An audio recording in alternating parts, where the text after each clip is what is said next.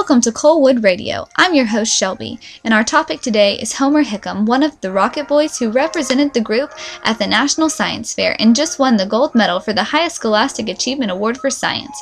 Here to speak with us about Homer's journey is one of his greatest supporters, his teacher, Miss Riley. Miss Riley, thank you for being here today. I'm happy to be here on behalf of Homer. Miss Riley, first, what is your experience with Homer Hickam? Well, I'm one of Homer's teachers. He is a bright student, and he's driven to learn because of his love for rockets, and I've just supported him through his endeavor.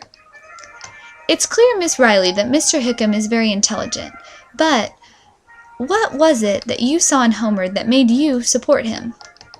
Well, I recognized that Homer was a gifted student. He was very passionate about his interest, and I believed that if he worked hard and continued to learn more about the science behind rockets, that he would be successful. So I would have to say it was his passion and love for learning about rockets. It is clear that Mr. Hickam is extremely passionate about rockets, but are you surprised that he didn't give up? He faced a lot of adversity from the community, and it's been said that even his father didn't support him. Well, I have to say I'm not surprised at all.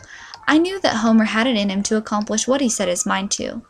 That's why I never gave up on him. I do remember times throughout the year that he did become discouraged, but his goal of entering the science fair and building rockets was always at the forefront of his mind. There were a number of times that he could have given up.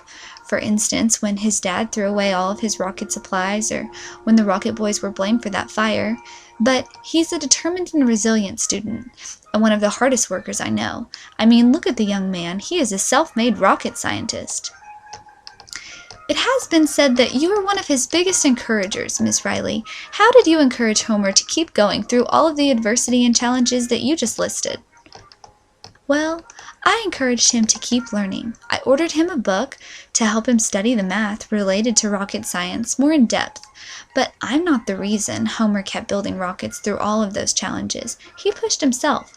It was his own diligence that kept him going. I don't know. It has to take quite a special teacher to advocate for a student or cause that the whole town doesn't understand or doesn't really support. I know not every coworker was as encouraging as you were. Why do you think that is? And what is your advice to teachers in this situation?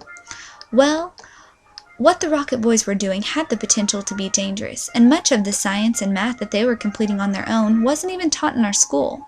So I think a lot of teachers were worried about sticking to school regulations and curriculum requirements. Maybe they didn't realize the potential of Homer and the Rocket Boys. I know even I sometimes underestimated their learning abilities when I thought the math may be too difficult. The best advice I can give is to expect the most from your students. And despite their dreams or interest, encourage them to reach their full potential. Go outside of the box to provide the materials they need to continue their education. Wait. You're saying Homer and the Rocket Boys were completing math that wasn't even taught in the school curriculum.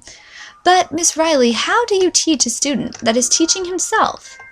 Yes, that's what I'm saying.